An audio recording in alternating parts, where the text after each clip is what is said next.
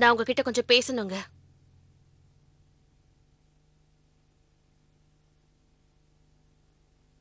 எனக்கு இப்ப எல்லாமே ஞாபகம் வந்துருச்சு. நீங்க ஏன் என் மேல இவ்வளவு கோவமா இருக்கீங்கன்னு எனக்கு தெரிஞ்சு போச்சு. அன்னைக்கு சிவன் கோவில்ல இருந்து நம்ம 2 பேரும் வீட்டுக்கு கிளம்பி போனோமே, அன்னைக்கு நம்ம 2 பேருக்கும் இடையில நடந்த விஷயம், அதுக்காக தானே நீங்க என் மேல இவ்வளவு கோவப்படுறீங்க? சோ ஃபைனலி காரணம் என்னன்னு உங்களுக்கு தெரிஞ்சு போச்சு.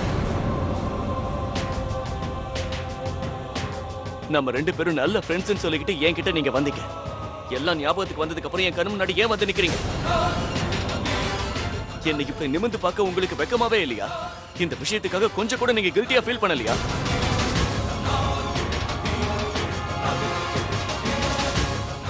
வெக்கமா?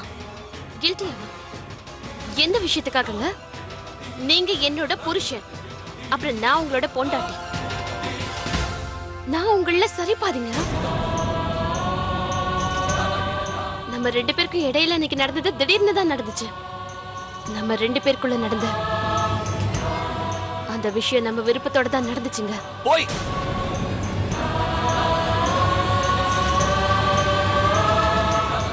நீங்க தப்பா பேசுறீங்க. நீங்க போய் பேசுறீங்க. நானா விருப்பப்பட்டு எதுவுமே செய்யல. நடந்த எல்லா விஷயத்தையும் நீங்க நல்லா பிளான் பண்ணி தான் செஞ்சிருக்கீங்க. நீங்க எதிர்பார்த்தபடியே எல்லாம் அப்படியே நடந்து முடிஞ்சிடுச்சு. நமக்கு கல்யாணம் அன்னைக்கு ராத்திரியே உங்ககிட்ட எல்லா விஷயத்தையும் தெளிவா சொல்லிட்டேன். என்னோட சந்தோஷத்துக்காக இந்த மறுமணத்துக்கு நான் சம்மதிக்கலன்னு சொன்னேன். நம்ம குழந்தைங்களுக்காக தான் இந்த கல்யாணத்துக்கே சம்மதிச்சேன்னு சொன்னேன்.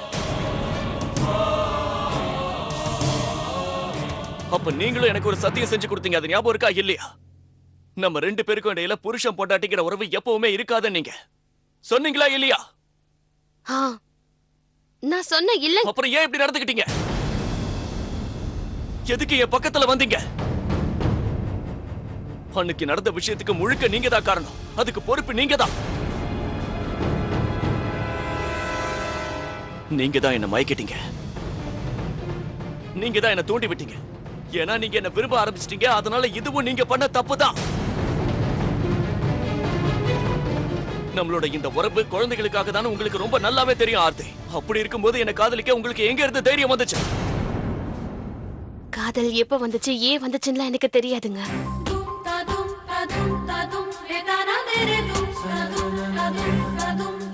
அதுக்காக நான் எந்த முயற்சியும் எடுத்துக்கலங்க. ஒருத்தவங்களை மனசார விரும்புறதுக்கு எந்த தைரியமும் தேவையில்லைங்க. போதும், நிறுத்துங்க.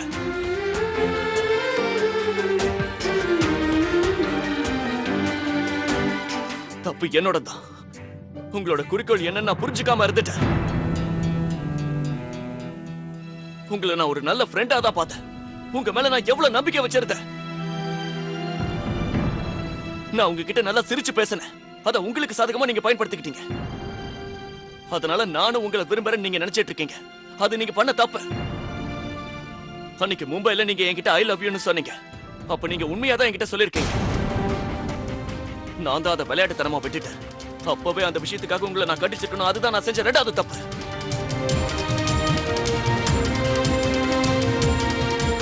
அப்புறம் உங்களோட ஆசையை நிறைவேற்றிக்கணுங்கிறதுக்காக, என்ன அடையணுங்கிற ஆசையை நிறைவேற்றணுங்கிறதுக்காக உங்களோட ஃப்ரெண்ட் அமனை மும்பைக்கே கூட்டிட்டு வந்திருக்கீங்க. ரைட்?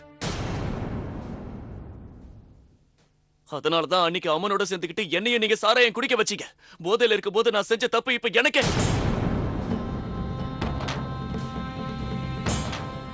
தப்பு இல்ல,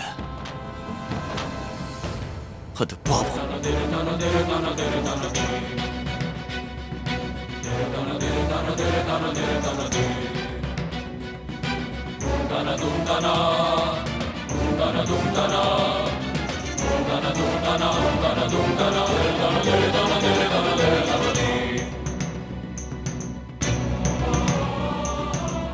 எவ்வளவு பெரிய பாவத்தை பண்ணிட்டேன். அதுக்கு நீங்க தான் முழு காரணம்.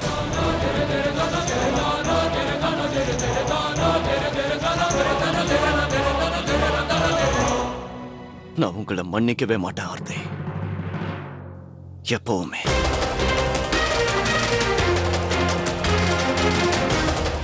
உங்களாலதான் ஆர்த்தி. எனக்கே தெரியாம அபிதாவுக்கு நான் துரோகம் பண்ணிட்டேன். அபிதாவுக்கு நான் ப்ராமிஸ் பண்ணி கொடுத்திருந்தேன், என்னோட வாழ்க்கையில அவளை தவிர வேற யாரையுமே நினைக்க மாட்டேன்னு. அப்படி இருக்கும்போது அபிதாவோட இடத்துக்கு நீங்க எதுக்காக வந்தீங்க? இப்படி ஒரு தப்பை எதுக்காக என்ன செய்ய வச்சீங்க? என்னோட வாழ்க்கை பூரா இந்த தப்ப நினைச்சு நான் தவிக்கணும். ஏன் இப்படி பண்ணீங்கன்னு சொல்லுங்க.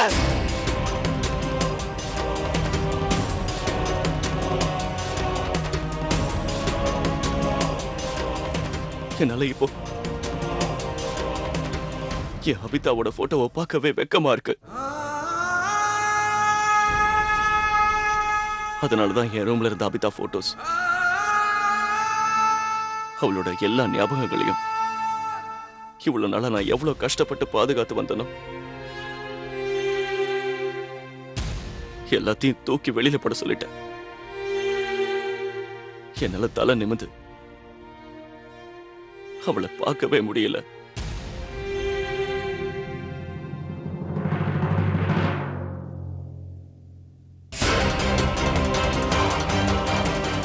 நீங்க ஏன் இப்படி செஞ்சீங்க?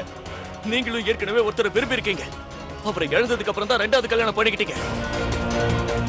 நீங்களும் என்ன மாதிரியே உங்களோட முதல் காதலுக்கு உண்மையா இருப்பீங்கன்னு நான் நினைச்சுக்கிட்டு இருந்த ஆர்த்தி. ஆனா நீங்க அப்படி இல்ல. திரும்பவும் நான் தப்பா தான் யோசிச்சிருக்கேன். நீங்க உங்களோட முதல் புருஷனோட காதலை சுத்தமா மறந்துட்டு அவருக்கே துரோகம் பண்ணிருக்கீங்க. இதுக்கு என்ன அர்த்தம் தெரியுமா? நீங்க மனசார உங்களோட புருஷனை இது வரைக்கும் விரும்பினதே இல்ல.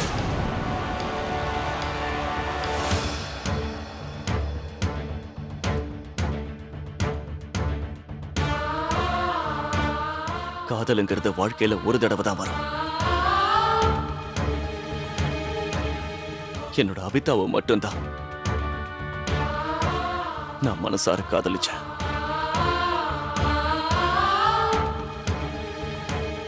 ஆனா நீங்க என்னோட அந்த காதல, என்னோட கமிட்மெண்ட், அபிதாவுக்கு நான் செஞ்சு கொடுத்த சத்தியத்தை உங்களோட இஷ்டத்துக்கு நீங்க மாத்திக்கிட்டீங்க. அது மட்டும் இல்ல, நீங்க நினைச்சதையும் சாதிச்சிட்டீங்க. ஆனா ஒரு விஷயத்தை நீங்க நல்லா ஞாபகம் வச்சுக்கோங்க. ஜெயிச்சிட்டீங்கன்னு நினைக்காதீங்க. ஏன்னா காதல் எப்பவுமே ஒரு பக்கம் மட்டும் இருக்காது. அதை யாராலையும் கட்டாயப்படுத்தி வர வைக்க முடியாது.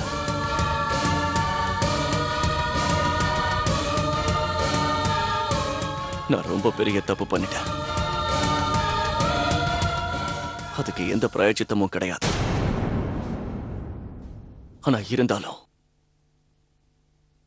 என் வாழ்க்கை பூரா அதுக்கான தண்டனையை நான் அனுபவிச்சுதான் ஆகணும். நான் அப்படி செய்யறது மூலமா அடுத்த ஜென்மம் ஒண்ணு இருந்தா அந்த ஜென்மத்திலேயாவது நான் என்னோட அபிதாவை கேரெடுத்து பார்க்க முடியும்.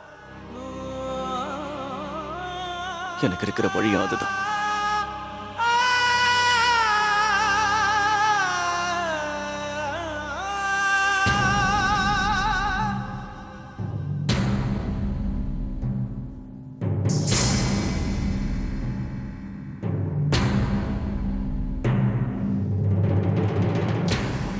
என்னங்க,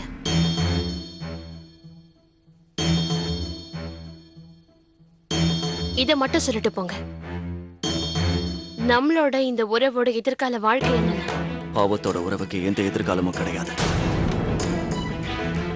அதுக்கு ஒரே ஒரு வழிதான் இருக்கு. அதுதான்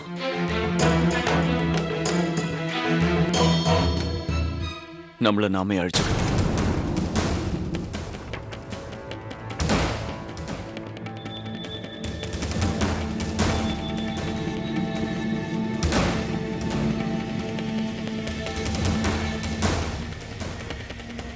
ஆபத்தோட உறவா?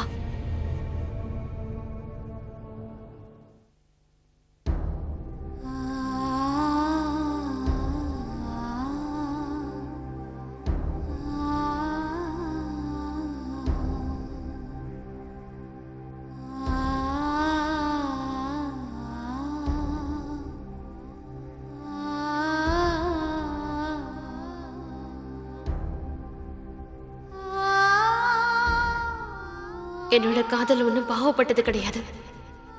என்னோட இந்த புனிதமான உறவோட சின்னம் பாவத்தோட சின்னம் கிடையாது. இது பாவம் அல்ல.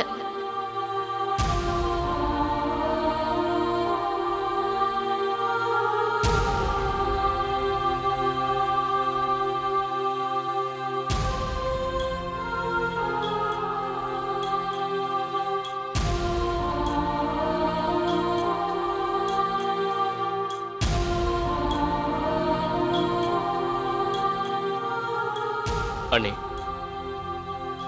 I hope you okay. வாங்க, உங்களை வீட்டில் ட்ராப் பண்றேன். கொஞ்சம் முன்னாடி வரைக்கும் நான் நல்லா இல்ல, ஆனா இப்ப நான் நல்லா தான் இருக்கேன். பாருங்க பிரதீப், நான் ஒரு பொண்ணா இருக்கிறதுனால என்னோட போராட்டத்தை நான் போராடி ஆகணும். நானே வீட்டுக்கு போய்க்குவேன். நீங்க முதல்ல உங்க அண்ணன் கிட்ட போய் அவரை கவனமா பாத்துக்கோங்க.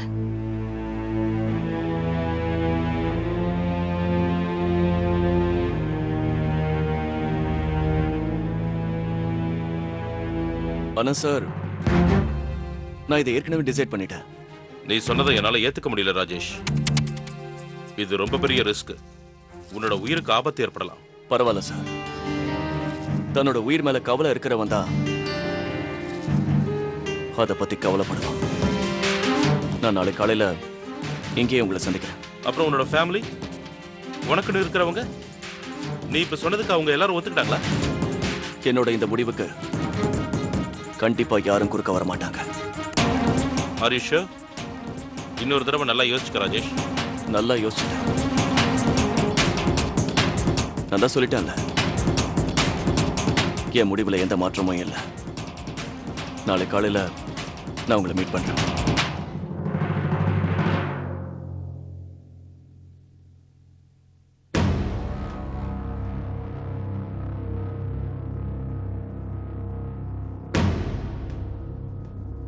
ஒரு பக்கம் என் ராஜேஷ் அண்ணா, இன்னொரு பக்கம் ஆர்த்தி அண்ணி. இவங்க ரெண்டு பேரையும் நான் இப்ப சேர்த்து வைக்க முயற்சி பண்ணலன்னா அதுக்கப்புறம் தனித்தனியா பிரிஞ்சு போயிடுவாங்க. ராஜேஷ் அண்ணாவும் அண்ணியை திரும்ப ஒன்னா சேர்ந்து வாழணும். அதுக்காக நான் ஏதாவது ஒண்ணு செஞ்சே ஆகணும். ராஜேஷனோட மனசுல என்ன இருக்குன்னு நான் எப்படி கண்டுபிடிக்கிறது? அவருக்கு இப்ப என்னதான் வேணும்?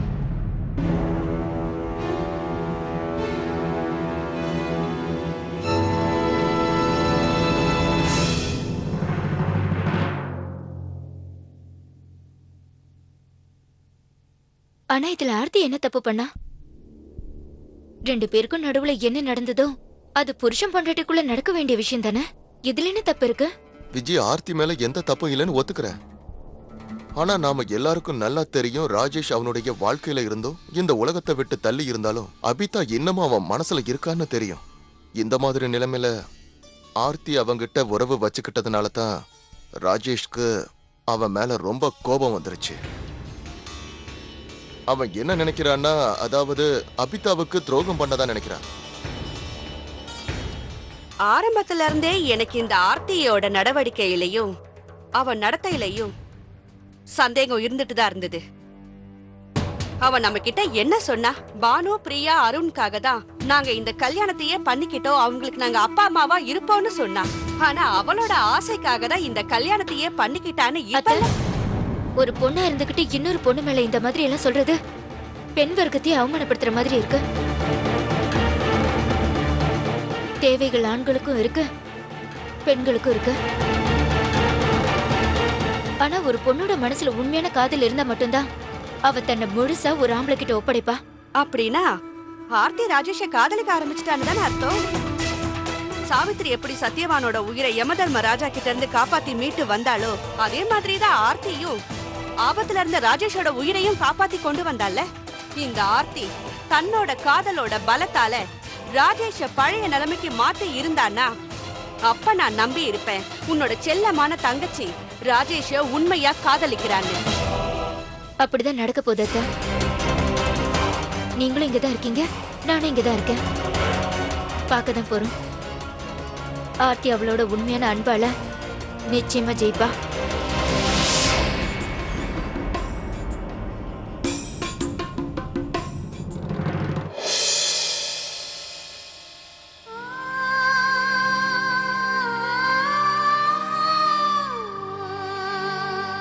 ஏன் இது எல்லாத்தையும் ஒரு பொண்ணு மட்டும்தான் தாங்கிக்கணுமா?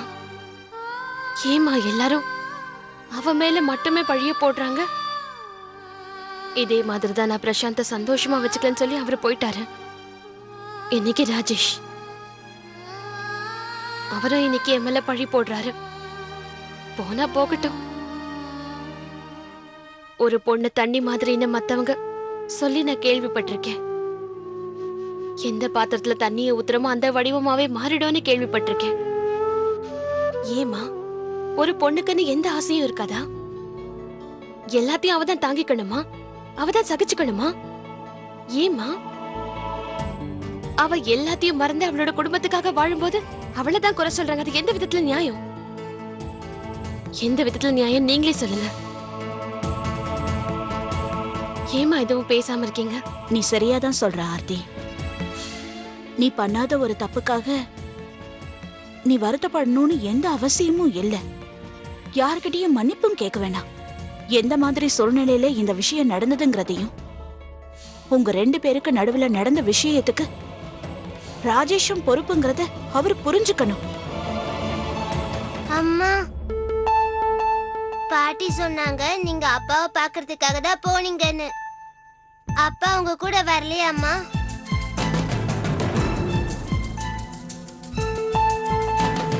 அப்பா எங்கம்மா? அப்பா வரல பசங்களா. ஏன்? அது உங்க அப்பாவும் அம்மாவும் ஃப்ரெண்ட்ஸ் ஆகிறதுக்கு இன்னும் கொஞ்சம் டைம் எடுக்கும். ஏன் டைம் எடுக்கும்? அம்மா கிட்ட அப்பாக்கு ஃப்ரெண்ட்ஸ் ஆக பிடிக்கலையா? எல்லாரும் இதெல்லாம் பெரியவங்க விஷயம். இங்க பாருங்க, உங்க அம்மாவும் அப்பாவும் நிச்சயமா ஃப்ரெண்ட்ஸ் ஆவாங்க. 2 பேரும் சமாதானம் ஆயிடுவாங்க.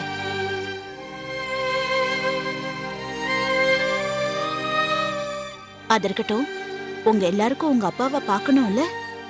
ஆமா. சரி, உள்ள போங்க. உங்க பாட்டிக்கு உங்களோட ஆர்த்தி அம்மா கிட்ட ஒரு முக்கியமான விஷயம் பேச வேண்டியிருக்கு. ம்? பாய் அம்மா. பாய் அம்மா.